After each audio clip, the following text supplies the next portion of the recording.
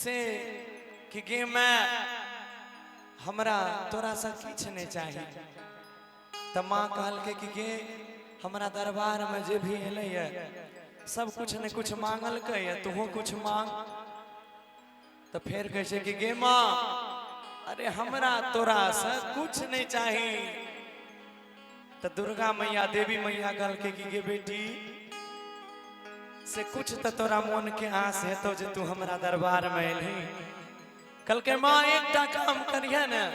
कल के बता तई हम तो अब शादीशुदा भ गेलियो अब हमरा ससुरारो के हमरा नहिरो के सब जिम्मेदारी तोरा हाथ में छौ माँ।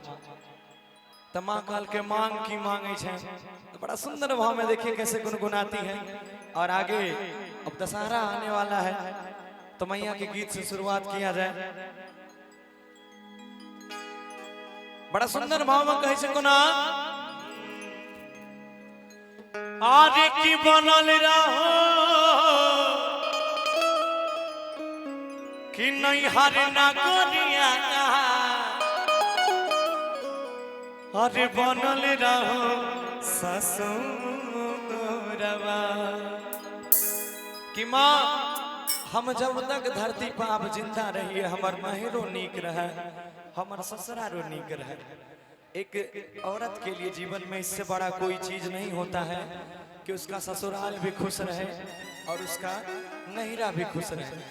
तो कहे छे माँ से आरे की बनल ना कि नहीं हर ना गोरिया अरे बनल रहो ससुरवा अरे तहे आशीषवा मांगै छी हे मैया सजल रहो सेनुरवा। आइएगा सुशील भैया 1 2 3 4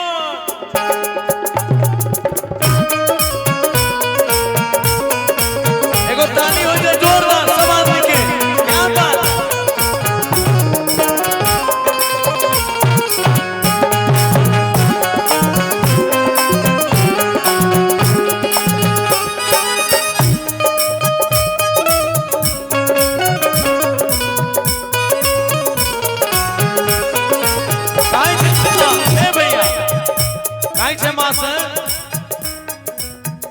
बनल नहीं हर ना गोरिया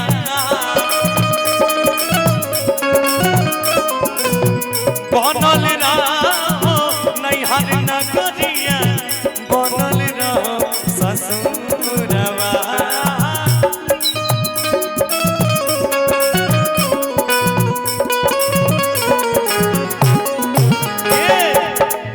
बनल नहीं हर ना गोरिया बनल रहो ससुरवा अरे आशीषवा मांगै छी हे मैया सादरा।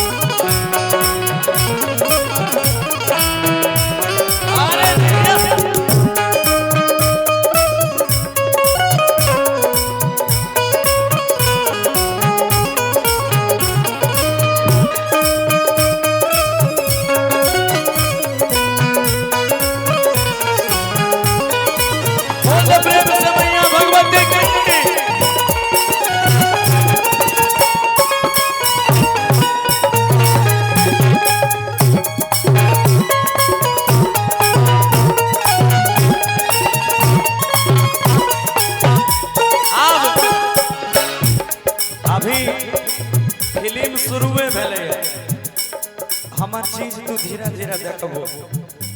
पहला बेर में कहे छे मैया से बनल रहे हमर आंगना महारावा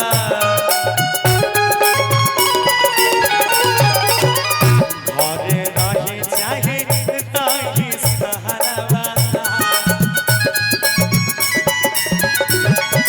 एक बार इस इसमें जरा सा मुर्गी दिखाइएगा हमको, मुर्गी दिखाइएगा। बनल रहे हम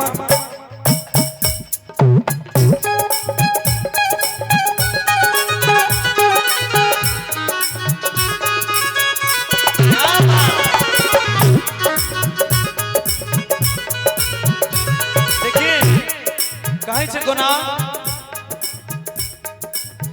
अच्छा लगेगा। देखिए अभी बड़ा मजा आने वाला है और अच्छा लगता तो सब कोई ताली बजेगा जे जहां छा वहीं से। कोना 1 2 3 4 बनल रहे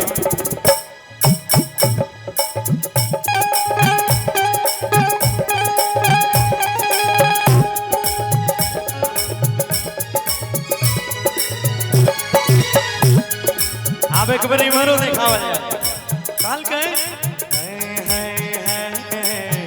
बनल रहे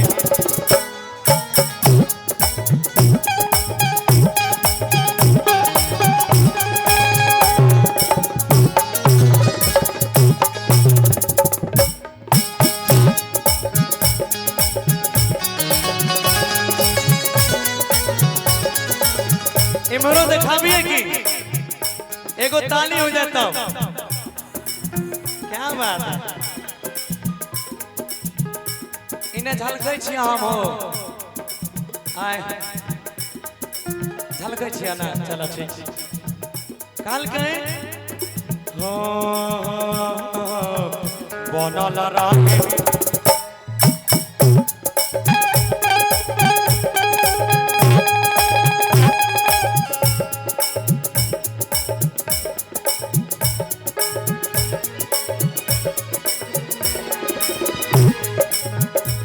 आइएगा अब बनल रहे हमर आंगना बहरवा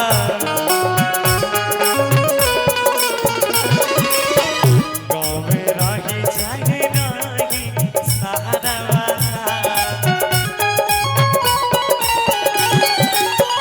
बनल रहे हमर आंगना बहरवा गाँव में रही चाहे रही सहरवा बनल रहे भाई भौजाई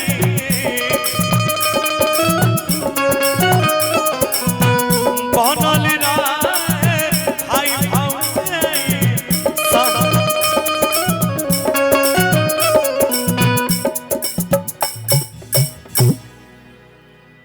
कि हमार घर बाहर दोनों बनल रहे आ गाँव रहिए चाहे शहर कहीं कोनो दिक्कत नहीं रहे। कोना कि बनल रहे हमारे आंगना बहरवा अरे गाँव रही चाहे रही शहरवा आए तने नहीं कि बनल रहे अरे भाई भौजाई सजल रहे सिंहरवा कि भाई भौजाई से हो निक रहे केकरो से कोनो लड़ाई नहीं हुए कि बनल रहे अरे भाई भौजाई सजल रहे सिंहरवा। अच्छा कितने लोग हैं जो दुर्गा मैया से प्यार करते हैं, हाथ खड़ा कीजिए तो इन्हें हो इन्हें अपना सब अहाँ सब के हमारा दुर्गा मैया से प्रेम करे छी। बस दुईटा चाची हाथ खड़ा केलकै बाकी लोग कल के धो कथी ला सारी तौर से हाथ निकाला फिर ऊपर करो फिर नीचा करो। एक इमार भेले आ इमार कते लोग हाथ खड़ा केने रहो हाथ खड़ा करत फिर से बस आ तू सब दुर्गा माई से नहीं अपना बाऊ से प्रेम करे छो। हाय न कई लोगों के लिए पत्नी सबसे बड़ी हो जाती है। बहुत सारे लोग ऐसे हैं जिनका ये हाल है कि जय गणेश जय गणेश जय गणेश देवा अब माई बाप के झाड़ू मारा बहू के कर सेवा। देख लो और कुछ नहीं ध्यान खाली वही रहना चाहिए ना है रे भाई साहब हमारा। चलिए आपका प्यार है और हम मनोरंजन के लिए कहते हैं, इसको कोई भी दिल पे मत लीजिएगा। तो कल कहे कि बनल रहो अरे भाई भौजाई कि सजल रहो सिंहरवा। सब कोई सब एक बार लंबा हाथ खड़ा कीजिए, खड़ा कीजिए सब कोई हाँ आइएगा जोरदार ताली के साथ कि अरे आशीषवा मांगे छी मैया।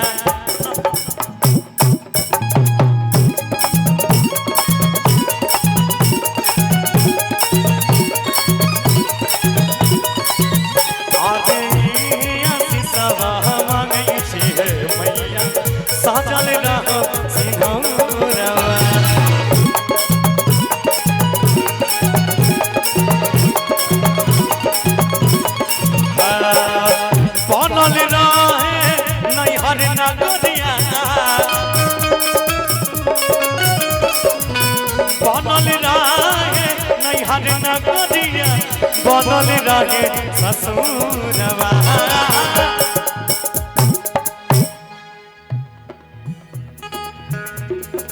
भांग खैलो की